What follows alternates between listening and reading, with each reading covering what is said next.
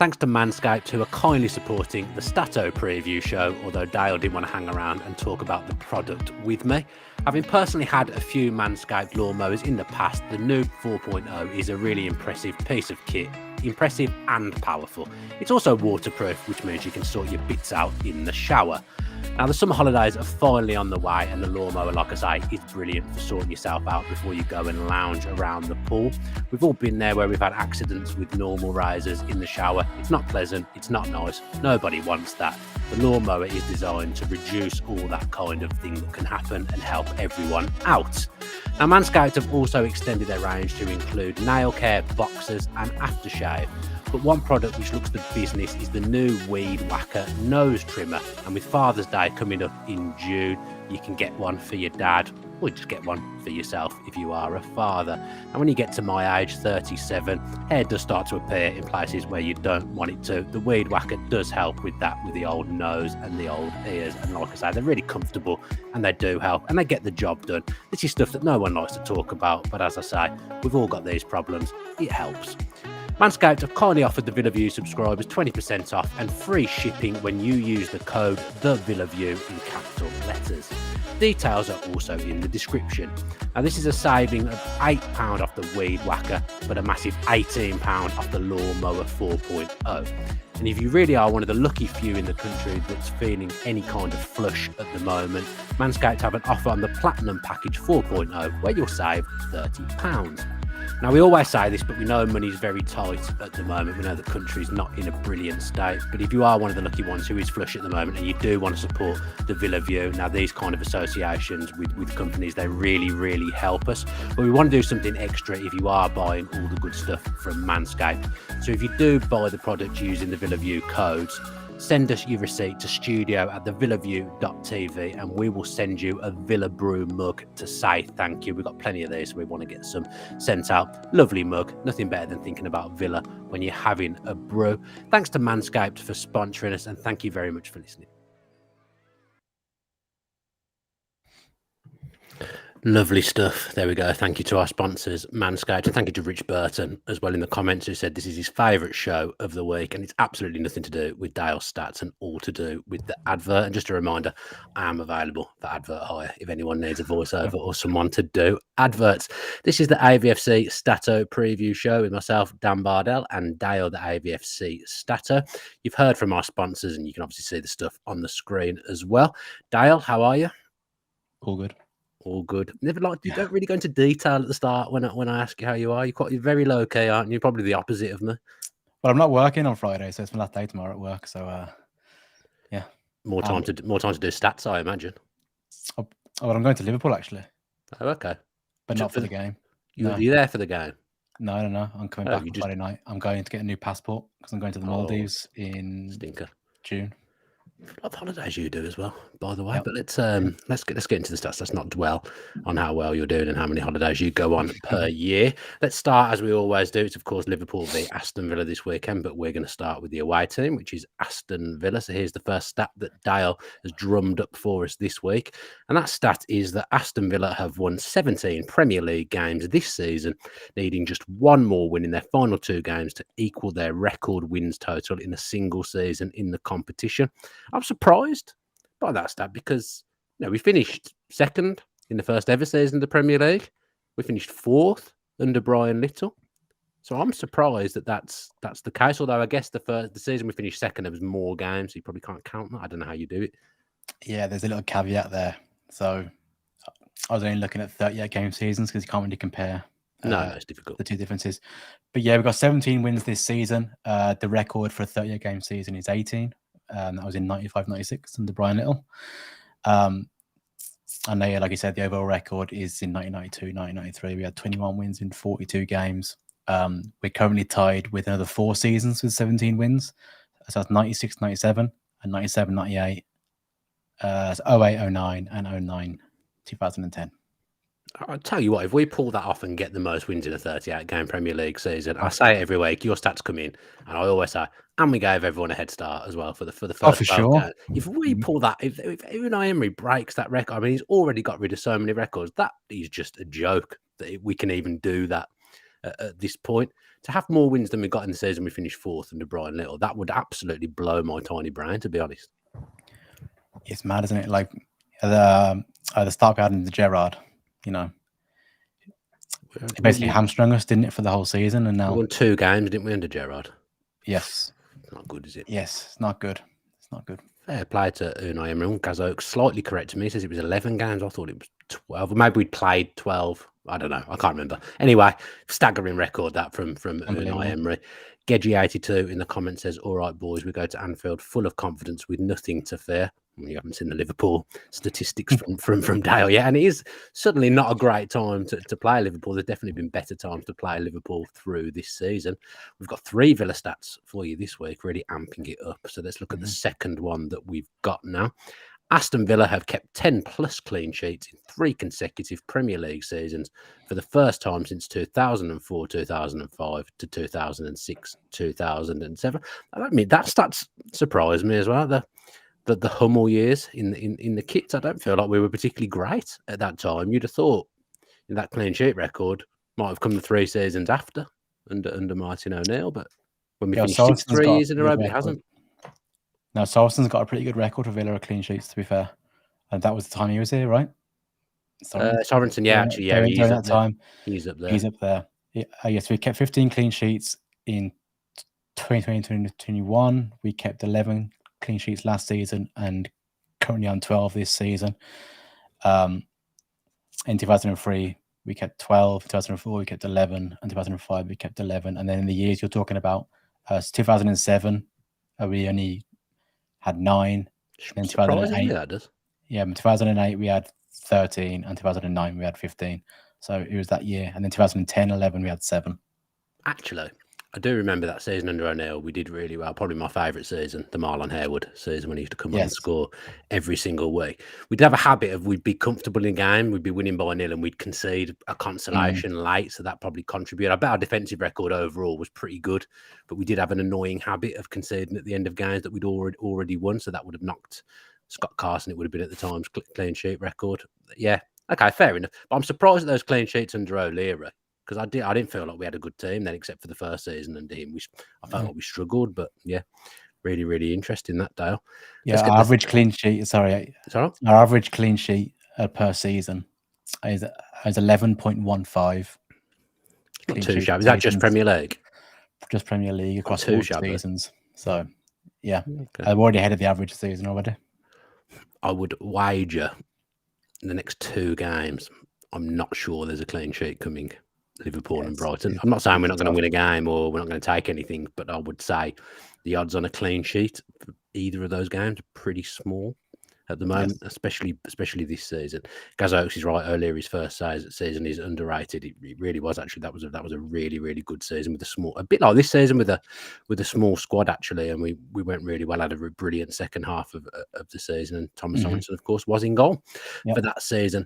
Let's look at the third Villa stat that we've got now. Dale being healthy, drinking his water whilst I sit here with a can of Pepsi Max. Aston Villa have hit the woodwork 19 times this season in the Premier League. Come on, Dad, expand on that. I know you've got more. Yeah, Newcastle are the only team to hit the woodwork more this season with 22. Can you name the players that hit the woodwork this season for Villa? Buendia did at the weekend. 4 times. It's 19, was it? Watkins must have hit the woodwork. He hit the post against Newcastle, Watkins. Yeah, he hit the woodwork 5 times this season, only Watkins. That's already, So I've got 9 out of the way. 9 out of the way. One's got 3, one's got 2, and then there's 1, 2, 3, 4, 5 with 1. Ramsey. Ramsey got 2. Ramsey 2. What am I on now? Terrible. You need 1, 2, 3, 4, 5, 6 more. 6 more. This is the name of starting 11, mate. Louise must have hit the woodwork. Once, yeah. I think McGinn has as well. McGinn has scored against Chelsea. Yep. Is that it? No, Leon Bailey's got 3. You let me go all the way through. I've answered them all, and then you've just given me the last answer without giving me. No, there's 2 more if you want them. Oh, you said Leon Bailey, so you've just given me Leon Bailey for free. I'll give you Leon Bailey. There's 2 more. Ings? No. Oh, I really thought that would be right. You thought you were trying to catch me out with someone that wasn't there. They probably got a combined games played of like 12 this season. I don't know. I've got to be honest, I can't think of anyone. Coutinho? Coutinho. And the other was, do you want me to say? No. 12 games between them. I'm going to be missing someone blatantly obvious here, aren't I? It was against Man City. Duran. Yeah. Yeah, there we go. We got There you there. go. Got there. Good. Yeah. I But like, don't- we hit the woodwork. You know, sometimes you walk away from games and you say, "Oh, we're lucky today. We always hit the woodwork," things like that. We're second in the table for hitting the woodwork, but I can't recall ever really feeling like that. I don't feel like, oh, we've hit the woodwork loads this season, but obviously we have because we're second in the table. Newcastle quite comfortably ahead of us, so they could be higher in the league. In fact, if they'd not hit the woodwork so much. It's interesting because the woodwork stats are only available from 2003, 2004 onwards. And during that time, so we've only hit the woodwork more in a single season once, and that was in 2020, 21 when we hit the woodwork 21 times. That was mainly Ollie Watkins smashing the woodwork. They were all Watkins. He had he scored a lot of goals that season, but he had one of the most unfortunate seasons in the lockdown. I've ever seen in my life with VAR and woodwork and whatnot. He was really, really unlucky. Could have got easily past 20 goals in that season. Ollie Watkins. Opta just didn't fancy doing woodwork until 2003, 2004. Is that where you get them from? Opta still a thing? PremierLeague.com for woodwork stats. And there's different sites for different stats that I go to. So after every game, do you just I've got a baseline. Dive onto the dark web and just update everything? No, so I've got a baseline of all the stats, right? So so before I started STATTO account, I did like a load of research on all the stats and I got all the data for them. Yeah. And now I've got a massive file which I just update after every single game because I know who took the woodwork in the game, so I just update the woodwork sheet and do all that sort of stuff. So fair enough. It's fairly easy now, but it's also very tedious. Yeah, I can imagine doing the same thing every week. Yeah, but it's better if we don't win and we don't score and we don't keep a clean sheet and we don't get booked, because then I don't have to do any of the updates. It's not better in life though, is it? Like you're not having a better time in life. Yes, you have to do better for mental health. You'd be happy because Villa have won, are you? Yeah. Let's go next then. Yeah, Adam, the producer, says we prefer Dale Payne. That is exactly right. That's a good question, Gazo. How long does it take each week? It depends, obviously, because if we score 5 goals for 5 different players, we've got to update the goals scored. If they score with the left foot, if they score with the right foot, if they score outside the penalty area, inside the penalty area, it could take up to an hour depending on the result. Right, how long did it take you after the last game against Tottenham? That's probably a better question. I'm sure you sat there timing yourself. Yeah, probably about 40 minutes. 40 minutes. But I'll have you in the background doing the post-match point, so it's easy listening. Is it? I can't imagine that's too relaxing when you're having to input data, listening to me drone on. In all honesty, but fair play to you. I'm not going to repeat what Adam producer just said in the chat this time. Let's move on to our opponents then, Liverpool, and look at their first statistic. Liverpool have won their last 7 Premier League games, the same amount of wins they earned in their 16 games before this winning run. Don't worry about punctuation, Adam. I won't breathe whilst I'm reading things out. So they've won. It's probably my fault. Last 5. Like I said earlier in the show, it's difficult, a difficult time to play them. Really, there's definitely been much better times to play them through the season. Now, they've sorted themselves out a bit, but I still think they have vulnerable moments that Villa might be able to capitalise on. I've got a theory. Go on and hit me. So the run looks impressive, right? Fixtures are you win 7 games in a row. The fixtures are fairly straightforward. So they beat Leeds, they beat Nottingham Forest, they beat West Ham, they beat Spurs, they beat Fulham, beat Brentford, and beat Leicester. Sounds like all the teams we beat in our run, actually. You never saying it's straightforward. When we beat them all, we were like, oh, this team's sensational on fire. Yeah, but they're Liverpool. So they should be beating those teams, I think. I would say Villa are a better team than all those 7 teams right now. So I guess this is Liverpool's sort of toughest test, I'd say, in this run. Yeah, that's a decent shout. I do think there's things that a team like Villa can exploit against Liverpool. I'm not going to spoil it, but we don't have a great recent record at Anfield against Liverpool. I've got the hiccups now because I'm drinking fizzy drinks whilst I'm doing the show because I'm so professional. Let's get the next stat up then, please. The Liverpool stat. Oh, it wasn't the one I thought it was going to be. Mohamed Salah has 8 goal contributions in just 7 Premier League games against Aston Villa with 5 goals and 3 assists. But we read a similar stat out last week about Son, didn't we? And he didn't do anything. Well, he'd have a few goals. Well, he did score, but he was offside for about 5 of them. But you know, he didn't trouble the score sheet against us when we read that similar stat out last week. But there is always a player, I feel, in every team that has that kind of record against us, against Villa in years gone by. Yeah, these stats aren't guarantees. I will say that they will score. But I thought you were saying they might not be right. Oh no, they're right, 100%. They need to be guaranteed. Don't question me again, Dan. He did that 2 weeks in a row now. There's no point doing the show if they're not right. No, they're completely right, but they're not guarantees that, you know, because I've said this, he's going to score. But yeah, he's currently on 19 goals this season. He needs 1 more to reach 20, and it'll be his 3rd consecutive season that he's done so. He scored 19 in 2019-20, and he scored over 20 before that as well twice. So he's sort of a goal machine. His numbers are a joke. He doesn't get the credit for his numbers. His consistent numbers as well. Salah, you feel like at times he's been quiet this season, but again, his numbers they say otherwise. Yeah, he's got 18 goal contributions in his last 12 Premier League games. So he's on some form. He's got 16 goals and 6 assists in his last 12, including 3 assists in his last game. And then, like you said, he's got 8 goal contributions against Villa in just 7 Premier League games, including a goal and assist earlier this season. Didn't he score the winner last season at Anfield as well? Was it penalty? Dubious penalty, if I recall. Was it penalty 1-0? I think it was. My memory is terrible. That's your job. Something happened with Mings, I think. I can't remember what it was, but he was looking for it, but it got given. Probably similar to the penalty they got given against Villa last weekend against Tottenham as well. So we've done 2 Liverpool. There's only 2 Liverpool stats this week, isn't there? Yeah. Right, it's time for peak Villa then, the one you've all been waiting for. Aston Villa have lost their last 4 Premier League games against Liverpool at Anfield. So, again, I'm surprised by that because I always in my head feel like we do okay at Anfield, but that's probably just because I can name 2 or 3 wins in my life there, whereas some grounds I can't do that. But I felt like we'd done okay there, but you're probably going to tell me it's been ages since we won there. I think the last one was the Wyman Benteke one. Oh God, Do you remember that one in the yellow kit? Yeah, I do remember it well. Lovely goal. Oh no, in fact, I'm wrong. Oh yeah. It was 2014 when Gabby scored in the 9th minute. Oh yeah, Philip Senderos masterclass at centre back. I remember that one. Yeah. As Villa actually were unbeaten in their previous 4 Premier League games against Liverpool at Anfield before this 4-game losing run. So we won 2 and drew 2. But yeah, we lost the last 4. So Villa have actually lost 9 of the last 10 Premier League games against Liverpool, both home and away. So with the exception being that 7-2 win. Wow. In 2020.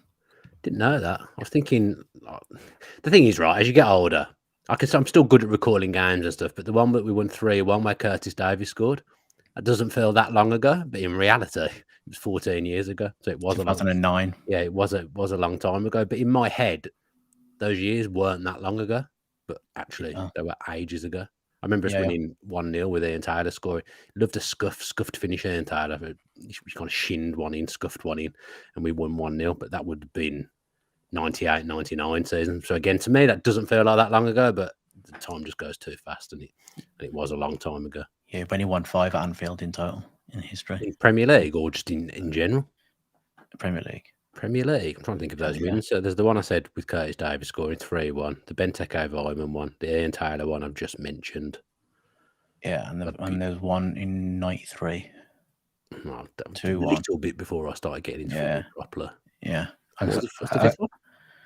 So 1993 was Gary Parker and Dean Saunders that scored. Before my time. So a 93, then 99, which was the Ian Taylor one. 2001, 3-1. Down Dublin in the silver kit. Yes, remember that. Yes. Lee Hendry. Down Dublin, Lee Hendry and Darius Vassell. And Gerrard got sent off in that game. Did he? Yeah, and scored. one of the more positive things he's done for Aston Villa football. He did score a lot of goals against us as well in defence of him. Good player. Just didn't really enjoy him as Villa manager. You've got some bonus stats that I nearly said completely the wrong word then, which would have been an absolute disaster on air, but kind of would have fitted in with Manscaped a little bit. Give us your bonus stats then, please, Dale. Liverpool are looking to become only the second team this season to do the double over Aston Villa. Who's the other one right there? Give me some time. Arsenal. Yes, that's pretty impressive, right? That's a good stat. I was going to say that's a really good stat that no team has done the double over. I mean, Watford did the double over us last season. Yes, as when the relegation season, 9 teams did double over us. In 2019-20, 8 teams did, and in 2020-21, 2022, 8 teams did as well. Yeah, that Watford double was horrendous and terrible. Was both those games absolutely awful. That's a really good stat, though. Have you tweeted that one? Has that gone down well? Have you tweeted it yet? Tweeted it, did really well, yeah. Tweeting it all before we come on the show, Dale. Save some gold for the show, please. Save some gold dust. I've got so much more to tweet. I haven't tweeted half of this stuff. To be fair, never mind filling your stats in. Your tweeting must take a long time through the week as well. It must take up a lot of your time because you do throw a lot of stats out there. I schedule most of them. Ooh. I don't even know how to do that. So. No, I'm not around for most of them. I schedule most of them in the week and then just turn my phone off. That's too technical for me. That's something I don't know how to do. Right then, any more bonus stats? Yeah, I've got 2 bad ones to finish on. Oh, brilliant! Perfect. So Aston Villa have won the last away game in the Premier League in just 2 of the last 20 seasons. I've no chance of me remembering. Let me have a go.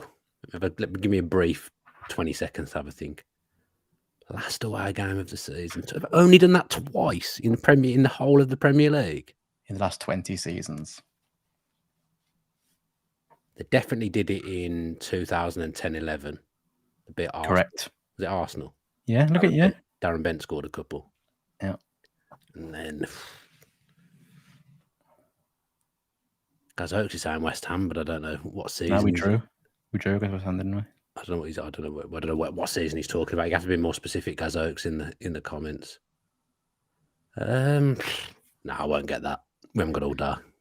Spurs 2020-21. Oh, it's pretty recent as well. It doesn't count. Ollie Watkins Ollie Watkins and an own goal by Reguilon, I think. Oh, it was a lovely goal that was from Reguilon. Lovely goal. Did we score an own goal in that game as well? I imagine that was Matt Target. Someone did something stupid if I recall. I think it was Matt Target. Yeah. And then the final stat to end the show. Liverpool have won their final home game in each of the last 6 Premier League seasons. Yeah, a bit of doom and gloom there from you, Dale. Yeah, I could try and pull out a positive one. So Ollie Watkins has scored more goals against Liverpool than he has against any other team. I can't say it's one because it's negative. Okay. So Unai Emery has lost his last 6 games in all competitions against Jurgen Klopp and Liverpool. However, he did beat them in the Europa League final in 2016 with Seville 3-0, 3-1. Liverpool knocked him out of the Champions League last season, didn't they? In the semi. Villarreal, yeah. They won both games as well. Liverpool. What was the first leg a draw? I can't remember. Anyway, they knocked them out anyway, didn't they? Yeah. Okay. Yeah. So a few things that don't really feel like they've gone our way.